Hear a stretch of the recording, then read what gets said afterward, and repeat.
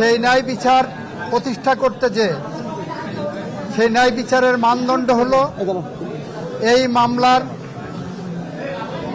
2 জন আসামিকে সর্বোচ্চ শাস্তি মৃত্যুদণ্ড দেওয়া হয়েছে। একজন আসামি যিনি রাজসাক্ষী হিসাবে নিজেকে আদালতের সামনে উপস্থাপন করেছেন, সার্বিক বিবেচনায় আদালত তাকে 5 বছরের কারাদণ্ড প্রদান করেছে। আমরা মনে করি